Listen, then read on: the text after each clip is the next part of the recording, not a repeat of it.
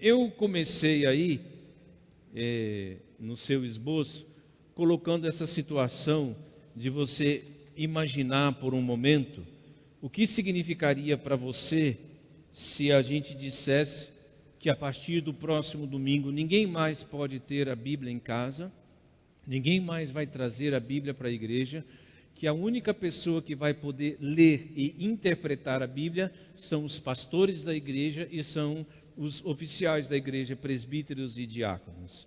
O que significaria isso para vocês? Talvez a primeira palavra que viesse à sua mente é que significaria um retrocesso. Um retrocesso. Só para você pensar, e eu vou voltar a esse ponto daqui a pouco. Vamos resumir um pouquinho a vida deste homem. Quem foi Martinho Lutero? Então, é bom lembrar que todos os lugares que eu vou mencionar aqui na Alemanha, ainda não cheguei lá, mas como a vida começa aos 50, então ainda vou lá, são lugares que estão lá, viraram lugares de visitação turística, né? Na Alemanha. Ele nasceu nesse dia, 10 de novembro de 1483, nessa cidade chamada Eisleben, na Alemanha. Ele era filho de um trabalhador na área de mineração com a prata, né? E ele é educado segundo a educação da época. O seu pai queria que ele estudasse direito, nossa linguagem hoje, para que ele fosse um advogado. Lutero tem então aquela experiência quando ele está voltando com alguns amigos daquela tempestade, temendo ser atingido por um raio. Como católico, ele faz um voto para Santa Ana, dizendo que se Santa Ana o protegesse daquela tempestade, ele iria então devotar a sua vida. E aí ele é poupado, então ele resolve ingressar no mosteiro agustiniano de Erfurt em 1505. Na palestra do pastor Cavalcante, na aula dele semana passada, ele deu ênfase, eu achei isso muito interessante, que enquanto as coisas estavam acontecendo no clero, na igreja, vamos dizer, as coisas assim, religiosas, eclesiásticas e sociais, igreja, Estado e Papa tendo aquela posição de rei, de divino monarca, você tinha pessoas nos mosteiros, na vida monástica, separada, a vida reclusa, devotando-se aos estudos e à oração. Ao estudo e à oração. Então, não é de se surpreender que o pai da reforma tenha vindo de um homem que teve o seu encontro com Deus e a sua vida pessoal trabalhada, afetada nesses momentos em que ele está no mosteiro. Daqui a pouco vai aparecer uma frase que não é dele, mas que eu gosto muito, que diz assim, que a coragem para mudar as coisas tem muito a ver com a íntima comunhão com Deus. Íntima. A.W. Tozer diz que o profeta de Deus tem que passar mais tempo no lugar secreto orando e estudando as Escrituras do que no lugar público pregando. Interessante, uma oração comum que a gente ouve em todo lugar por onde anda, que os crentes, quando vão orar por um pastor ou pelo pregador, diz que o Senhor nos abençoe com essa palavra que o Senhor certamente já colocou no coração do teu servo. Não é? Então as coisas começam ali, e ali Lutero foi moldado e trabalhado por Deus. Então, no dia 2 de maio de 1507, ele reza a sua primeira missa. Então, quem foi Lutero? Um padre. Lutero foi um padre. Ele tinha uma fome enorme de ser aceito por Deus e estar em plena comunhão com Ele a cada momento. Quando a gente lê os escritos de Lutero, você percebe os seus conflitos de fé, aquela forte convicção de pecado, temor que ele tinha das penas eternas e a angústia de não se sentir totalmente perdoado por Deus. Você percebe isso. Quem assistiu o filme Lutero percebe esses conflitos na vida dele. Ele trancava-se em seu quarto, diziam os historiadores, e açoitava-se e oprimia-se. As crenças e tradições não lhe davam a paz que ele tanto buscava. Um dia, um seu amigo e confessor chamado Johann von Staupitz aconselhou, dirigido por Deus, Lutero a fazer duas coisas. Você precisa aprender a confiar em Deus e você precisa estudar a Bíblia. Esse foi o conselho dele. Um outro momento, esse Staupitz diz assim: Lutero, você precisa se preparar melhor. E Lutero disse: eu não quero muito. Ele disse: Deus tem serviço para você. Se não for aqui na terra, Ele tem serviço para você no céu. Essa ocasião é conhecida. Lutero, então, vai fazer o seu doutorado em teologia e ele começa a ensinar no livro de Salmos, nas cartas aos Romanos, Gálatas e aos Hebreus. Aqui começa o caminho da transformação. Lutero tirou os olhos da igreja e de suas tradições de séculos, e aí ele começou a examinar as Escrituras, conforme Jesus nos aconselha hoje no Evangelho de João. Presta atenção que agora eu estou fazendo uma aplicação para os nossos dias. O caminho da transformação de Lutero começa quando ele tira os olhos da igreja e das tradições e volta os olhos para as Escrituras. E foi exatamente isso que Jesus disse em João 5,39. Examinem, ou examinai. O verbo grego eraunau significa investiguem, pesquisem, perscrutem. Lá em Apocalipse 2:23, quando Jesus diz assim: eu sou aquele que sonda mentes e corações, o verbo sondar lá é o mesmo verbo que foi traduzido por examinar. Examine as Escrituras. Ele está falando isso para um grupo de judeus em João capítulo 5. Por quê?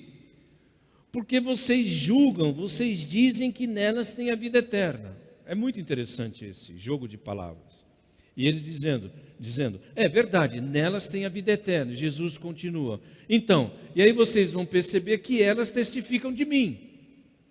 Numa outra ocasião, em João também, eles dizem assim: o Senhor está ensinando a gente ser contra a lei de Moisés. Jesus fala assim: vocês sabiam que Moisés falou a meu respeito? Outra vez eles disseram assim: nós temos por praia Abraão. E Jesus disse assim: vocês sabiam que antes que Abraão existisse, eu sou? Então, qualquer lugar você vai encontrar. Qualquer lugar nas Escrituras você vai encontrar Jesus. Agora, sabem por quê? Jesus falou: examine as Escrituras, por causa disso aqui, ó. Enquanto você estiver investigando as Escrituras também vão investigar você. Amém? Essa é aquela história que Dona Betty Bacon contava, nossa professora de hebraico, Antigo Testamento, inglesa, que tinha um cidadão da Inglaterra, um erudito, um estudioso, um filósofo, que gostava de traduzir poemas e textos gregos para o inglês. E um dia ele descobriu que o Novo Testamento original era em grego. Ele diz, então eu vou fazer uma tradução. Já tinha muitas. Isso é coisa que aconteceu há não muitos anos atrás. Eu vou fazer uma tradução. E o filho deste homem era um cristão. E chegaram para ele, se tornou conhecido por algumas pessoas, disseram assim, olha, eu fiquei sabendo que o seu pai vai traduzir o Novo Testamento grego para o inglês. E como ele é um excelente tradutor, eu quero só ver o que o seu pai vai fazer no Novo Testamento. E esse jovem cristão diz assim, não, eu estou muito mais interessado em saber o que o Novo Testamento vai fazer na vida do meu pai. Uma sugestão. Todas as vezes que eu estou evangelizando alguém que tem um pouco mais de estudo, tá? Vou dar uns exemplos, pode ser um professor universitário, um advogado, um médico. Eu sempre gosto de mencionar João 5,39. Até porque a história da minha conversão diz respeito a ler as Escrituras, eu já contei isso para vocês. Quando eu vim para uma igreja evangélica a primeira vez, em setembro de 1981, com 16 anos, eu já estava lendo a Bíblia há algum tempo, capítulo após capítulo após capítulo. Um dos motivos pelos quais eu gosto muito do curso Investigando o Cristianismo, é que o lema dele é o seguinte, deixe que o Evangelho apresente o Evangelho. E por isso que naquele curso, ele diz logo no começo o seguinte, você coloque um exemplar do Evangelho de Marcos nas mãos daquela pessoa que está fazendo o curso Investigando o Cristianismo para você. Porque quem vai transformar a vida dela não é o curso Investigando o Cristianismo, mas é o Evangelho, que Lutero aprendeu e nós lemos o quê? Não me envergonho do Evangelho, Paulo diz, porque é o poder de Deus para a salvação de todo aquele que crê. Então Jesus disse, investiguem as Escrituras, porque enquanto você estiver investigando as Escrituras também vão investigar você. Quando eu convidei aqui, aliás, precisamos lembrar de orar por ele, né? Nosso irmão e amigo de muitos anos, que vocês aqui muitos conhecem, Dr. Luiz Carlos Milazzo, que não está muito bem de saúde. Mas quando eu convidei aqui para falar naquele culto, e ele é Gideão, eu fui lá no consultório dele, eu falei assim, doutor, eu queria que o senhor desse alguns testemunhos de pessoas que foram transformadas lendo o Novo Testamento. Porque essa questão de dar um relatório, isso é interessante. Olha, nós distribuímos tantos Novos Testamentos, escolas, hospitais, hotéis, motéis, repartições públicas, tudo bem. Mas eu queria que a igreja ouvisse testemunhos de pessoas que foram transformadas, porque afinal de contas é assim que começa a história de Gideões Internacionais, que a gente conhece há muitos anos. Então, o que ela fez na vida das pessoas? Quantos testemunhos você tem para dar, não é? Pensar sobre isso daí. Muito bem, aqui uma aplicação prática. Lutero, então, é professor de Bíblia.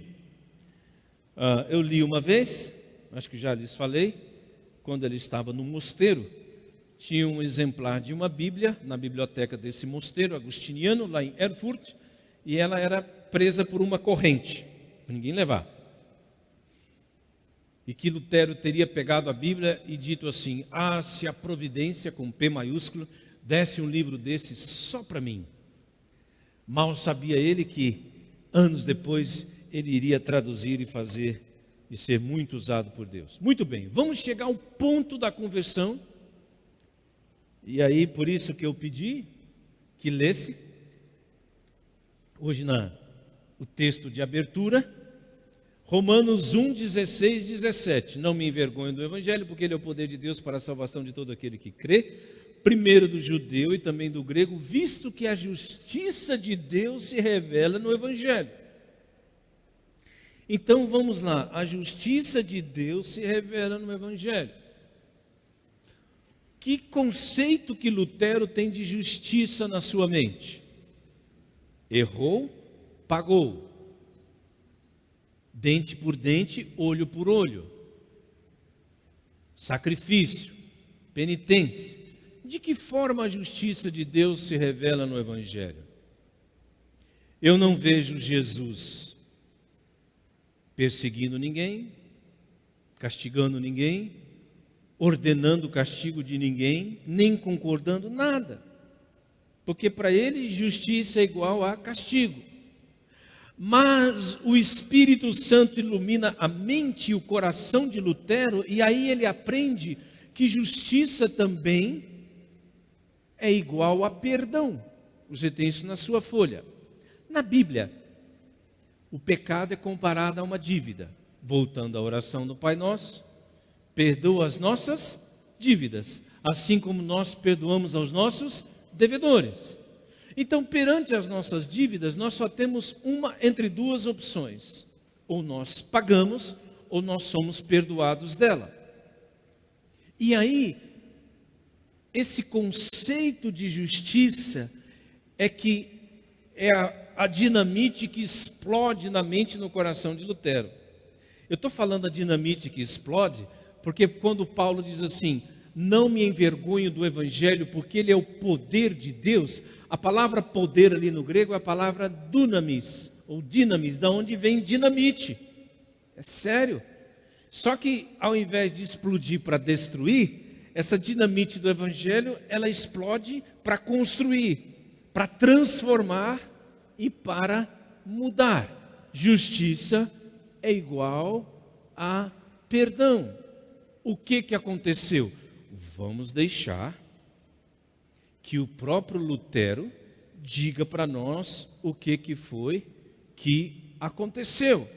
Ele diz, a partir daquele momento, toda a Escritura teve para mim um novo significado. E se antes a justiça me enchia de ódio, agora ela se tornou para mim inexprimivelmente o quê? Doce, em um maior amor. Essa passagem de Paulo, Romanos 1, 16 e 17, diz Lutero, se tornou para mim um portão para onde? Para onde? Para o céu. Se tornou para mim um portão para o céu. Este é o texto, e tinha que ser. Tinha que ser. Quando a gente trabalha uma pergunta, nós fizemos isso ano passado, naquela série de exposições da carta de Paulo aos Gálatas, quando a gente levanta a pergunta assim, por que Paulo perseguia a igreja? Por que Paulo perseguia a igreja? Você tinha que chegar à conclusão que a conversão dele tinha que ser naquela conversão assim, alguns chamam de impactante, dramática mesmo, de aquele encontro e ouvir, eu sou Jesus a quem tu persegues. E Lutero diz, agora essa passagem é um portão para o céu. E realmente é um portão, porque o que abriu mudou a história. Mudou a história. Então, meus irmãos e irmãs, todas as vezes que a gente vai ouvir alguém falando alguma coisa sobre igreja, o caminho de transformação é sempre marcada por esses dois fatos: Bíblia e oração, Bíblia, oração. Aliás, até as crianças sabem disso. Leia a Bíblia, faça a oração. Leia a Bíblia, faça a oração. Se quiser crescer. Se quiser crescer, leia a Bíblia, faça a oração. Até as crianças sabem disso. Não tem outro caminho. Não apenas falada, mas a Escritura. É bom a gente lembrar disso. No reino de Deus, as transformações começam assim. Alguns irmãos que têm estado comigo no grupo de estudo bíblico na quarta-feira, nós estamos estudando desde o começo do ano, Conheça Melhor o Evangelho de João. Chegamos ao capítulo 17. E é interessante a gente observar no Evangelho de João, Jesus falando sobre as palavras. Se as minhas palavras permanecerem, se vocês permanecerem em mim, e as minhas palavras permanecerem em vós, pedireis o que quiseres e vos será feito. Vós já estáis limpos pela palavra que vos tenho falado. É a palavra é a palavra. Isso eu peguei ontem, lendo o capítulo que o professor Franklin Ferreira tem um livrinho dele chamado Gigantes da Fé, e ele separa para Lutero. Pouca coisa, 12 ou 14 páginas. E Lutero diz assim, no transcorrer desses estudos, quais estudos? Romanos, Gálatas, o papado soltou-se de mim. Soltou-se de mim. Não tem jeito. E aí, deixa eu fazer uma outra aplicação. Quando a gente tem pessoas que ainda estão presas aos ídolos e outras coisas, não adianta você chegar lá e pega isso aqui, quebra, joga fora. Não. Deixa ela ser transformada pela palavra. Que aí depois ela mesma vai lá e pega e diz, leva isso para mim. Então, a palavra afasta. Lembra, né? Quantas vezes você já ouviu isso? Ou o pecado afasta você desse livro, ou esse livro afasta você do pecado. Deixa eu pegar uma citação do Franklin aqui, na página 135, ele diz assim, ele fala que esse foi um relâmpago que cruzou o caminho de Lutero. Noite e dia eu ponderei, diz Lutero, até que vi a conexão entre a justiça de Deus e a afirmação de que o justo viverá pela fé. Então eu compreendi que a justiça de Deus era aquela pela qual, pela graça e pura misericórdia, Deus nos justifica através da fé. Com base nisso, eu senti estar renascido e ter passado através de portas abertas para dentro do paraíso. Toda a Escritura teve um novo significado. Aquela parte que eu já citei. E se antes a justiça me enchia de ódio, agora ela se tornou para mim inexprimivelmente doce. Essa passagem foi um portão para o céu.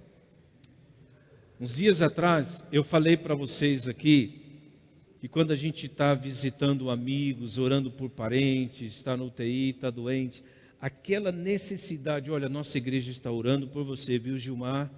E você mostra amor, cuidado, como naquela visita que nós dois fizemos ontem lá para o seu colega professor de matemática. Tudo bem, o que a gente precisar, mas lembrem-se, Paulo diz aos Romanos, se com tua boca confessares a Jesus como Senhor, e em teu coração creres que Deus o ressuscitou dentre os mortos, serás salvo. Romanos 10, 9. Meus irmãos e irmãs, Mateus 10, 32, 33, Jesus diz assim, aquele que me confessar diante dos homens, eu confessarei diante de meu Pai que está nos céus. Aquele que me negar diante dos homens, eu negarei diante do Pai. Então nós precisamos lembrar, para não dizer aprender, que essa questão da confissão, ela é muito importante, é mais séria do que a gente pensa. No livro de Provérbios tem um versículo que diz assim, a vida e a morte estão no poder da língua, o que bem a utiliza come do seu fruto. Vocês já viram isso em documentários, em filmes, pessoas vivendo ou morrendo, dependendo daquilo que elas estão falando ou não estão falando. Você confessa ou você nega? Você nega ou você confessa?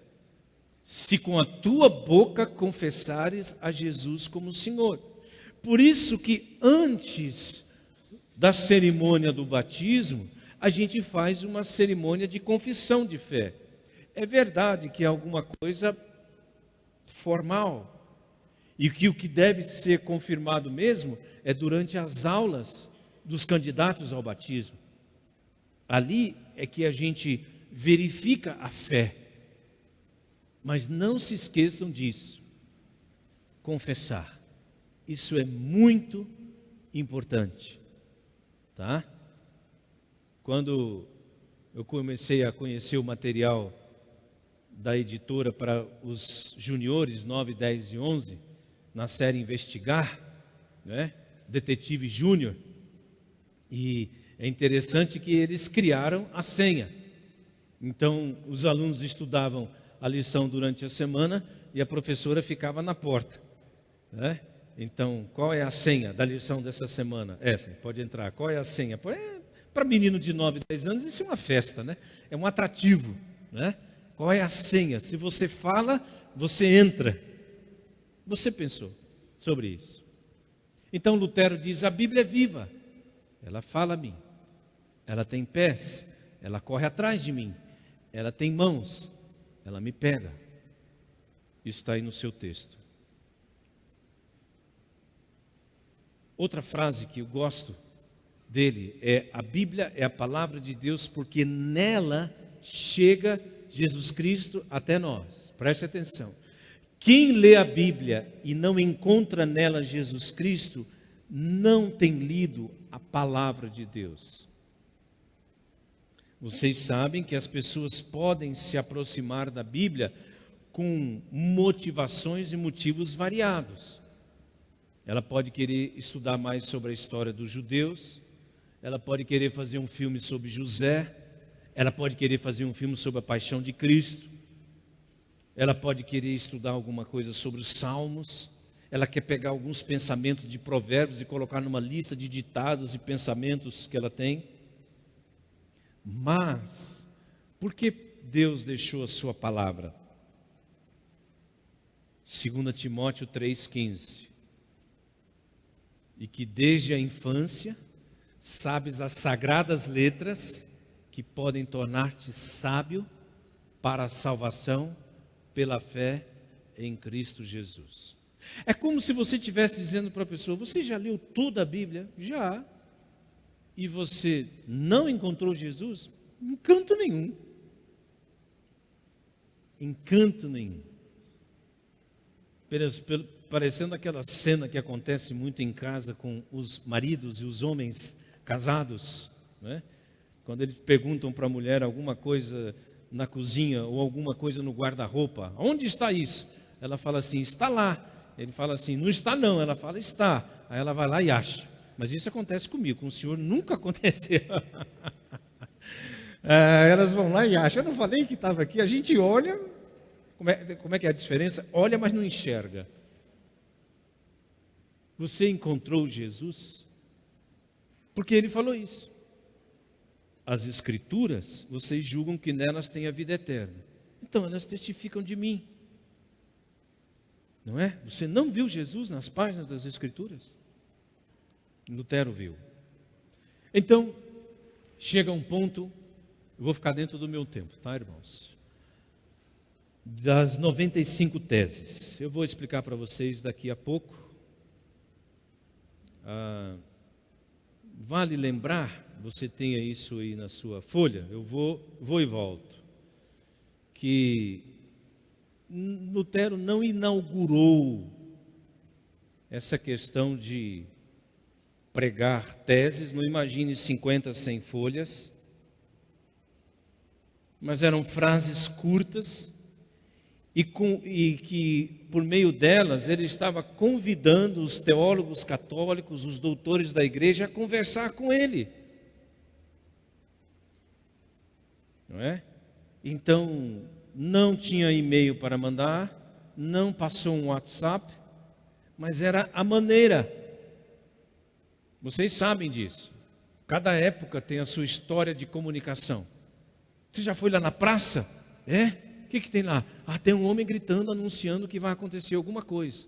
Então, se você quer saber o que está acontecendo, vai na praça. Não é? O castelo de Wittenberg era conhecido. Não era uma cidade com milhões de habitantes. E tinha uma igreja. E Lutero é quem pregava nessa igreja. Você chega ali, tem uma plaquinha escrito: Igreja Cristã Evangélica Central de Goiânia. O que é aqui? Você viu o que foi pregado lá na porta da igreja, do castelo de Wittenberg? Tem algumas frases de Lutero. Eu vou mostrar 3 para vocês daqui a pouco. Ele estava principalmente condenando a venda de indulgências. E as indulgências eram cartas de absolvição que garantiam o perdão dos pecados.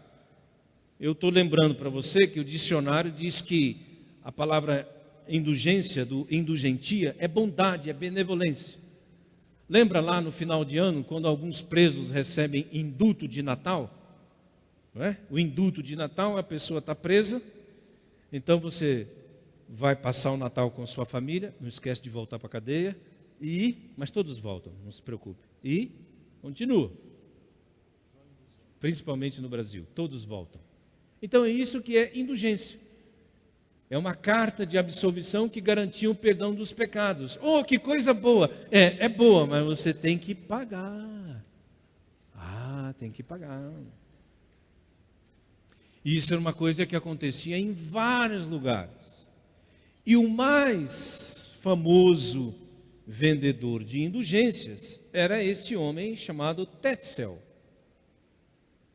que tinha até uma musiquinha, segundo algumas pessoas falam. O pastor Cavalcante mencionou isso aqui, né? Que quando você colocava lá na caixinha uma moedinha para poder perdoar os pecados, né? Famoso isso daí. Quando a moedinha batia lá no fundo da caixinha, com aquele barulhinho do fundo da caixinha, a alma saltava do purgatório para o paraíso. Qual era o objetivo? Angariar dinheiro para duas coisas, dizem os historiadores. Com o dinheiro de venda das indulgências em toda aquela região, pagava-se as despesas familiares do clero e estava juntando dinheiro para construir a Basílica de São Pedro. Você entra na internet, você tem fotos antigas até a imagem que ela tem atual. Todo domingo de manhã, lá da janela, as pessoas aparecem porque o Papa vai aparecer. A palavra basílica vem do grego basileia, que é reino. A palavra grega para reino é basileia. Basílica significa o reino de São Pedro, a catedral de São Pedro. Eu estou falando só um fato histórico, só isso, apenas isso. Então, quando Tetzel chegou em Wittenberg, Lutero falou assim: opa, aqui não. Aqui não.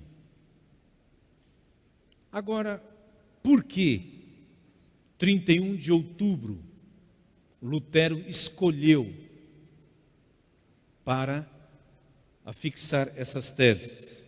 Eu vou ler para vocês aqui rapidinho. Em 31 de outubro de 1517, Lutero afixou na porta da igreja do castelo em Wittenberg o debate para o esclarecimento do valor das indulgências que haveria de marcar o princípio da reforma. Por quê? Ele escolheu intencionalmente aquela data, porque no dia seguinte, qual é o dia seguinte depois de 31 de outubro mesmo? Obrigado. 1º de novembro, porque era o dia da festa de todos os santos. Então isso não é da Bahia não, é dessa época aqui. Aqui, de todos os santos. E o príncipe eleitor Frederico oferecia à veneração do seu povo a coleção, senhor Moisés, preciosa, que ele tinha de 17.443 relíquias, que incluíam um dente de Jerônimo, 4 partes do corpo de João Crisóstomo, 4 fios de cabelo da Virgem Maria, um retalho das fraldas de Jesus, um cabelo da barba dele, um prego da sua cruz e entre outras coisas para os fiéis. Então, ao afixar, o fato de afixar essas teses não era grande coisa, porque os eruditos faziam isso, mas o que estava lá? De novo, mencionando a aula do pastor Cavalcante, ele falou sobre isso e fez uma aplicação para os nossos dias. Não é verdade? Olha, essa água eu trouxe de Israel, do Rio Jordão. O senhor não quer comprar? Um dia um pastor falou para mim, eu voltei de Jerusalém agora. O irmão sabe que tem nesse vidro? Não. Eu nunca sei, eu gosto de perguntar. É nardo puro. É aquele mesmo que a mulher quebrou e ungiu os pés de Jesus. E com aquele nado puro, ele ungiu o enfermo, e o enfermo faleceu um pouco tempo depois. Estava. Tem muitas coisas que foram mencionadas aí.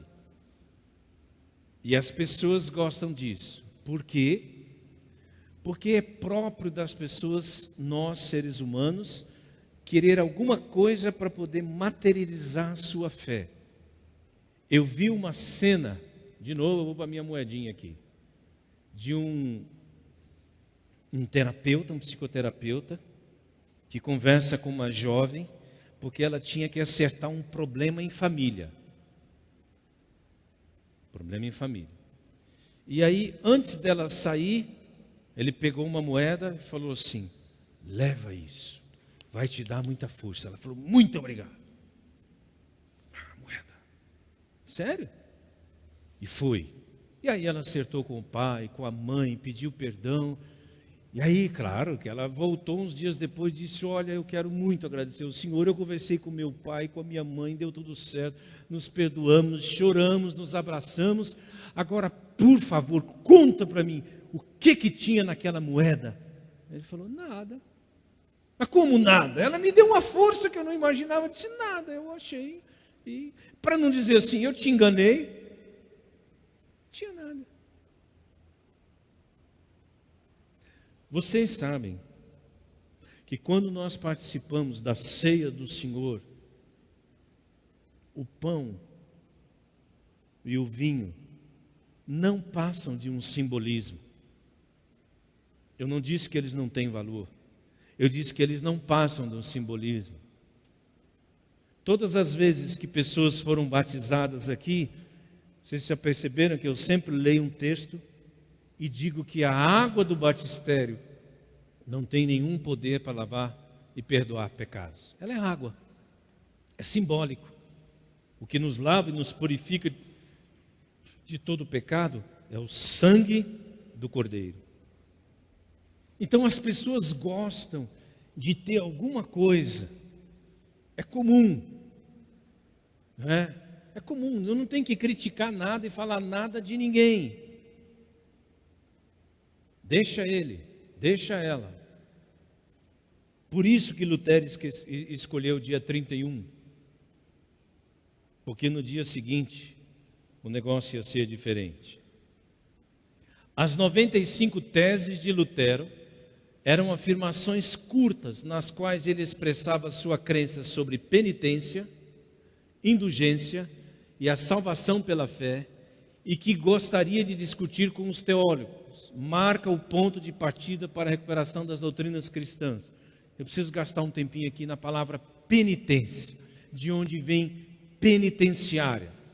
É um lugar onde as pessoas estão sofrendo por causa dos seus crimes, certo? Estão pagando as suas culpas. Daí a ideia de penitenciária. Eu falei uma vez, vocês acharam que eu estava brincando, mas era sério. Historicamente falando, os bancos da igreja não podem ser muito macios, não podem ser muito confortáveis, por causa da ideia de penitência. Isso é sério, porque você liga o sofrimento com o perdão. E isso é alguma coisa que vai relacionar a vida de Lutero. Porque se os meus pecados são perdoados à medida que eu sofro, então por que Jesus morreu na cruz? Para dar um espetáculo ao mundo? Se Deus permitir, naquela série de mensagens de domingo à noite que a gente está pregando sobre defenda a sua fé, uma delas é: por que Deus permite o sofrimento? E vocês sabem que isso é muito importante na cultura brasileira, por causa da influência das doutrinas católicas e espíritas. E isso é importante, porque essa ideia de que se eu estou sofrendo muito, então é porque também eu estou tendo muita comunhão com Deus. Engano. Eu vou ler 3 teses. A tese número 6, Lutero disse assim: O Papa não pode perdoar dívidas se não declarar e confirmar aquilo que já foi perdoado por Deus. Perceberam? Quem é? O líder máximo da Igreja Católica, infalível. E na tese número 6, ou seja, logo no início das 95, ele já diz assim: o Papa não pode perdoar. Eu não vou dizer que ele cutucou a onça com vara curta, eu acho que ele cutucou a onça sem vara. Totalmente. Quem é esse Lutero para falar isso? Está lá, a tese número 6. A número 35, todo e qualquer cristão que se arrepende verdadeiramente dos seus pecados, sente pesar por ter pecado, tem pleno perdão da pena e da dívida, perdão esse que lhe pertence, mesmo sem breve de indulgência. Lutero tira a expressão penitência e vai falar sobre arrependimento. Aqui uma coisa mais para os irmãos que estão mais ensinando. São melhores que ninguém não, tá bom gente? Ninguém.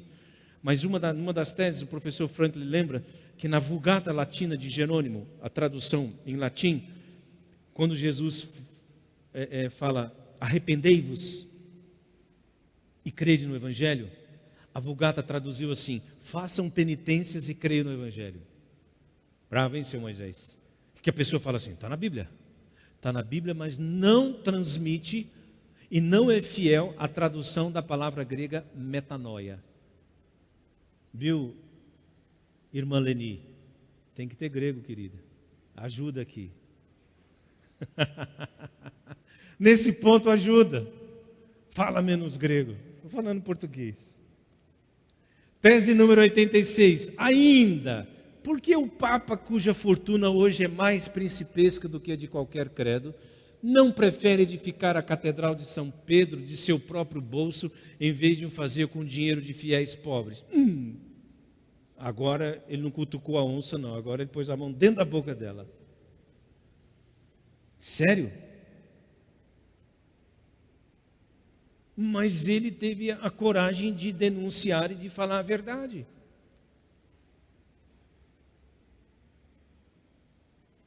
O que aconteceu? Claro, Lutero, Roma está te chamando, não é? Vamos lá no Supremo Tribunal Federal. Vamos lá no Congresso. Vou responder a denúncia de heresia. O senhor escreveu isso aqui, seu Lutero? Sim, senhor. Essas 95 teses são suas? Sim, senhor. O senhor continua acreditando desse jeito? Sim, senhor. E o amigo dele, chamado Erasmo, Roterdã é por causa da cidade da Holanda, Lutero, seus livros estão despertando todo o país. Está se espalhando. As 95 teses foram afixadas na porta do castelo, da igreja de Wittenberg, mas elas não ficaram lá. Cópias e cópias foram espalhadas. Você caiu aqui? Ele escreveu 3 importantes livros. Deixa isso. Então, ele manda carta. O Papa na época de Lutero era o Leão X. Olha o que ele falou para o Papa: arrepende-te. Você já imaginou? Um padre dizendo para o Papa que ele precisa se converter?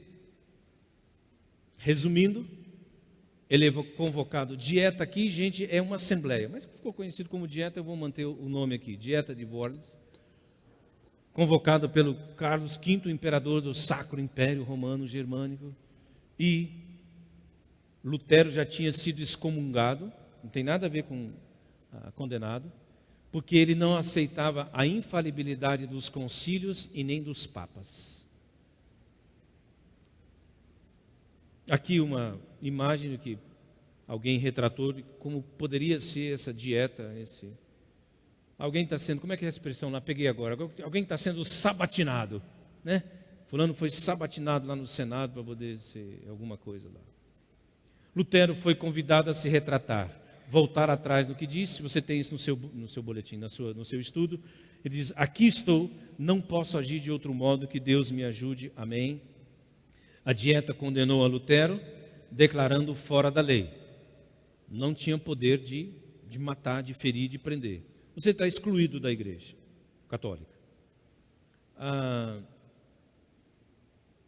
eu vou só citar de cabeça por causa do tempo. Franklin Ferreira diz que eles ficaram 2 dias. 2 dias. Foi o tempo dessa dieta em que ele menciona aqui. E antes disso, um pouco, Lutero já tinha queimado os livros dele de direito canônico e as bulas papais e assim por diante. O Franklin, professor, lembra que o que estava sendo questionado nessa dieta era a autoridade das Escrituras. A autoridade das Escrituras. Por isso que o primeiro sola da série de 5 é somente a Escritura. Sola Escritura. Vamos em frente. A providência de Deus fez com que, alguns anos antes, um outro alemão chamado Johannes Gutenberg inventasse a prensa móvel. Alguns falam que inventou a imprensa móvel. Agora ficava mais fácil, não é? A máquina de fotocópia na época, a internet da época, a gráfica da época, porque agora, com a invenção de Gutenberg, você pode imprimir e fazer cópias e cópias e cópias. Vamos lá. Então, logo depois de sair, você tem aí dessa dieta, Lutero está a caminho com alguns amigos e aparece então alguns homens encapuzados, cercaram lá a comitiva de Lutero e ele falou assim: pronto, estou morto. Eles não me pouparam lá para poder me pegar aqui, escondido, aquela história, levou a pessoa para o mato e matou ela lá. Não era isso, graças a Deus.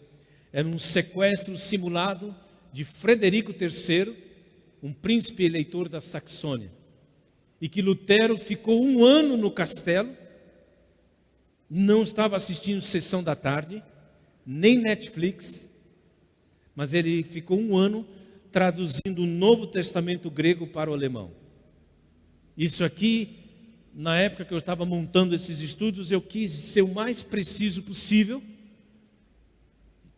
nas minhas pesquisas, e que em 3 meses, 5.000 exemplares foram rodados, graças à invenção da prensa móvel de Gutenberg. Deus é sábio. Ele é sábio. Chegou na hora. Em cerca de 10 anos, houve 58 edições do Novo Testamento. O Erling Kers, no seu livro Cristianismo através dos séculos, diz que a Bíblia toda foi traduzida do original para o alemão e concluída em 1534. Até hoje você tem isso aí de graça na internet, se você quiser. Se você quiser treinar o seu alemão, então você pode ir lá na internet, que você tem uma versão da Bíblia de Lutero. Muitos desses programinhas de Bíblia que a gente... eu não tenho certeza que eu não olhei. Talvez esse Bíblia Plus que eu falo para vocês colocarem no seu celular, da Sociedade Bíblica, pode ser que tenha uma versão. Mas isso é fácil de encontrar essa versão. Agora, rapidamente, uma curiosidade. Vocês conhecem os livros da editora Ática, que é uma editora que vende livros didáticos, né? E outros livros. Tem esse livro chamado Os Tradutores na História, escrita por esse Jean e pela Judite. No Pastor está pequenininho, a gente não consegue ler. Dentre todos os tradutores, olha quem que eles destacam: Martinho Lutero, o artesão da língua alemã. Eles dizem que a qualidade da gramática, do vocabulário e do texto de Lutero é muito elevado. Muito elevado. E daí eu sempre faço uma aplicação. Quem é que Deus quer usar? Eu vou falar porque eu vivo isso. Você já viu, pastor Gilmar? Estou falando que ninguém falou isso aqui não, viu? Menos problemas. Normalmente as pessoas que fazem CTM, no seminário, não são pessoas que têm muito estudos. Tudo bem, talvez seja só o que você está vendo. Mas ao longo da história, tem muitas pessoas muito bem preparadas academicamente, e algumas até com grande suporte financeiro, que estão entregando o seu capital intelectual e cultural em prol do reino de Deus. Como Lutero fez. Ele foi preparado para que não ouvisse o que aqueles homens, os filósofos epicureus e históricos, falaram erroneamente sobre Paulo em Atos 17. O que esse tagarela quer dizer? A palavra grega espermologos lá significa assim: o que esse professorzinho de quinta categoria está falando? É que eles não conseguiram entender a profundidade das coisas que Paulo estava falando. Aliás, eu sempre lembro do provérbio, né? Que diz que quem não entende um olhar, tampouco entenderá uma longa explicação. Se não entender um olhar, não vai entender a longa explicação. Bom, estamos caminhando para o fim.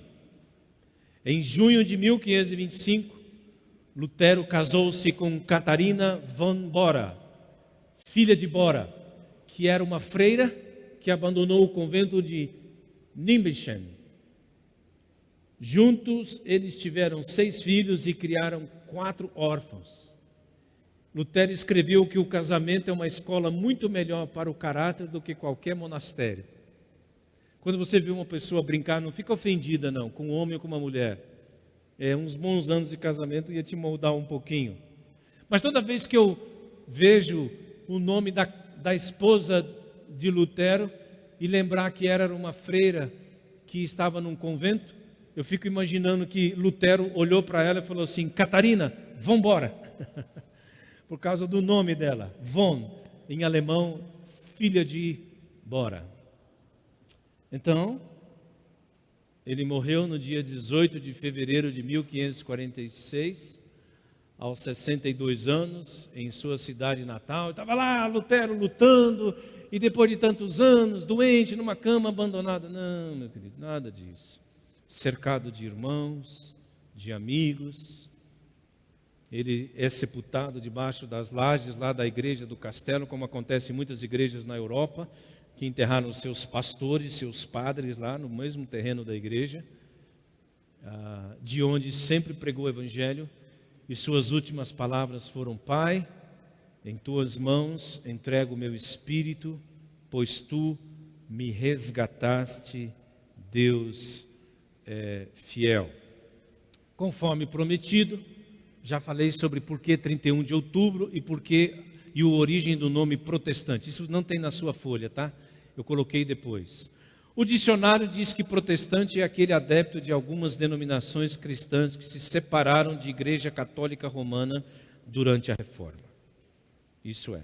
Mas, historicamente, aconteceu em 1529. O que tinha acontecido? Então vamos lá.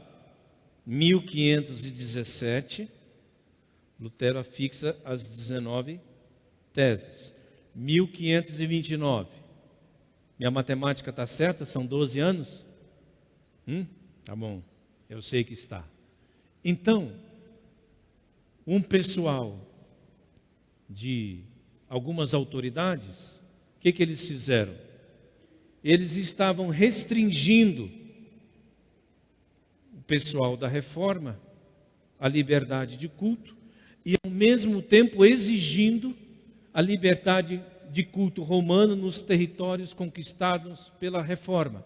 E esses príncipes luteranos, que são chamados também historicamente de príncipes da fé evangélica, disseram assim: nós recusamos isso, nós protestamos contra isso.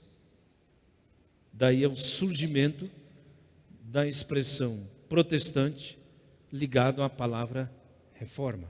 Está lá.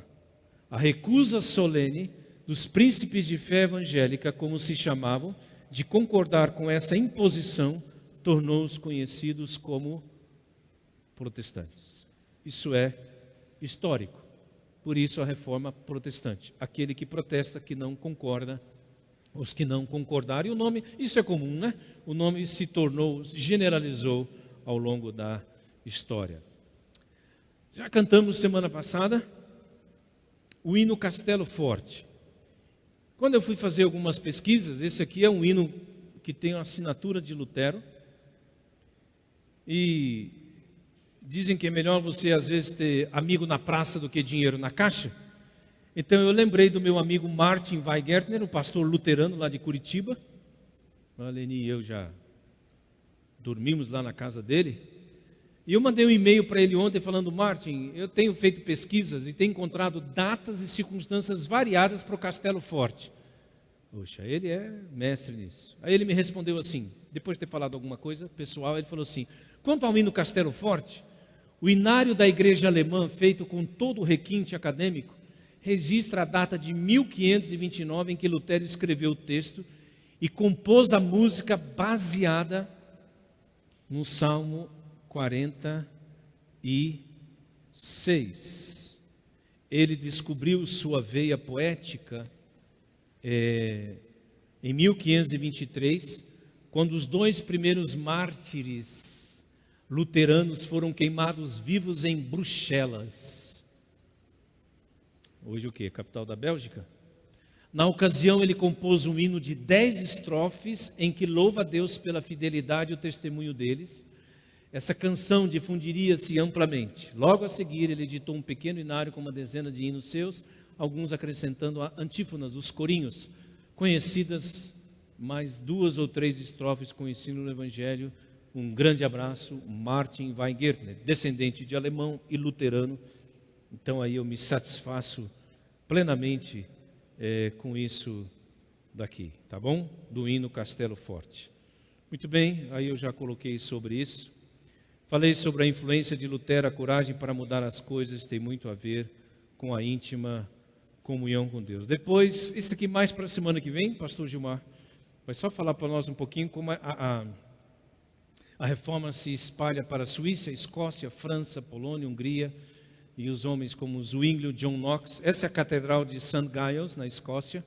Ainda não fui lá, a vida começa aos 50, em Edimburgo, de onde John Knox conduziu a reforma escocesa de lá.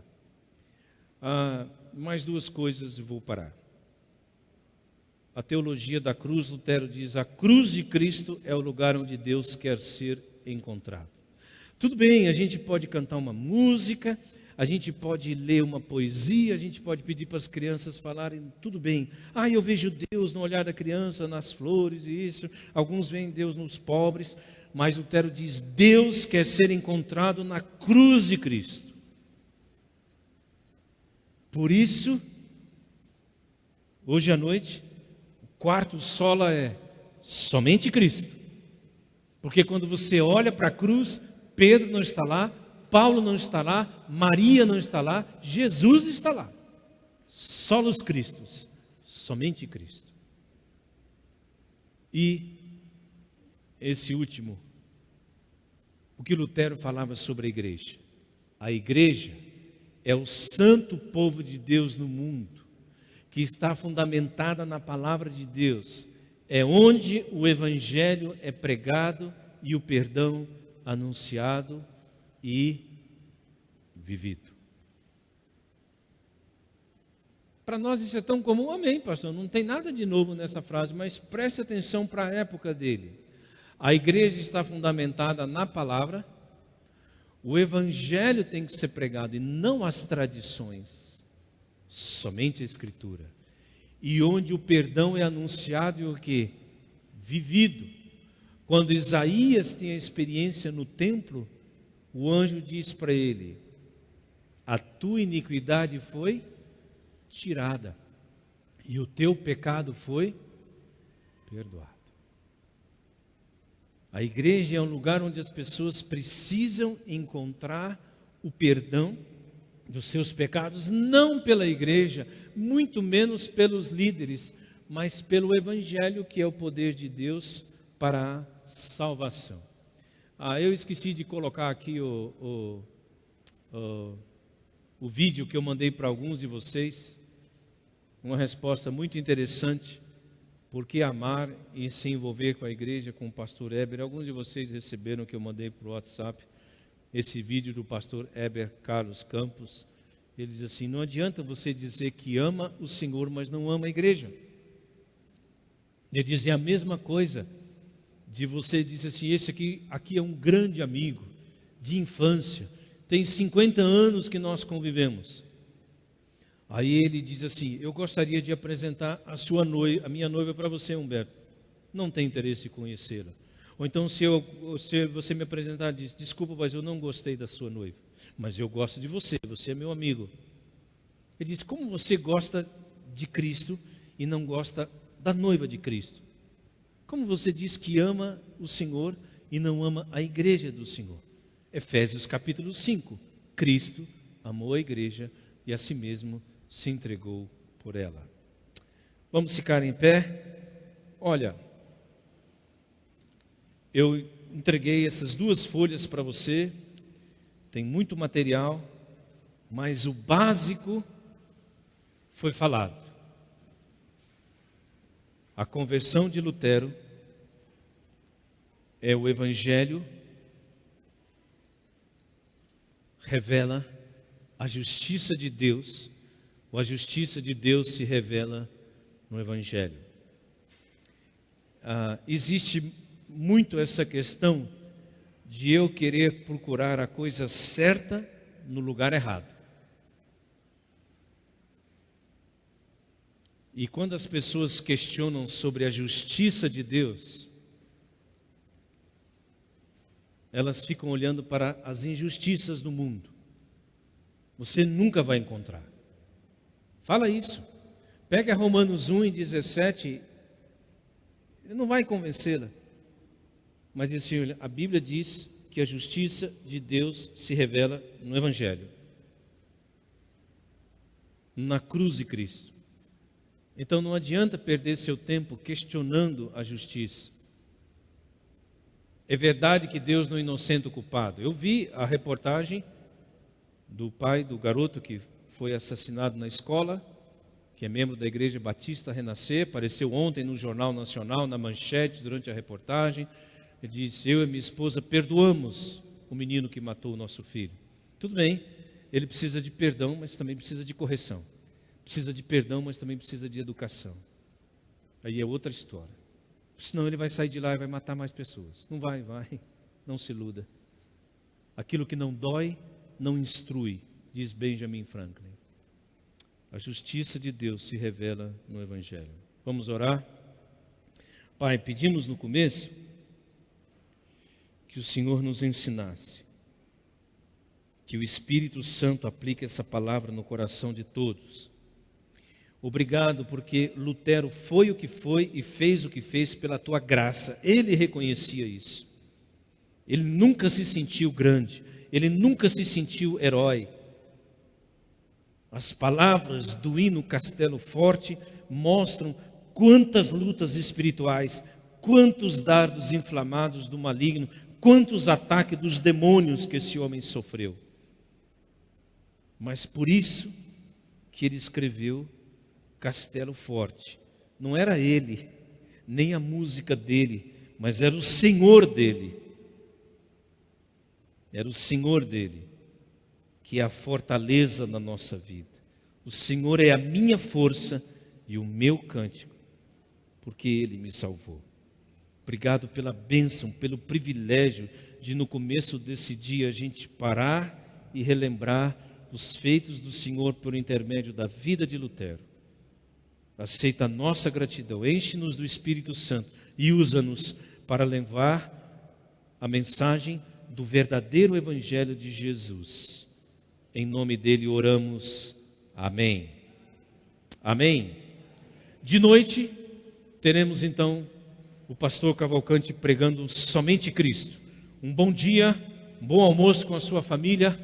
Só para não esquecer, Flávio Bueno, preciso entregar uma encomenda para você, meu querido. Vem aqui, você está mais novo. Obrigado a todos.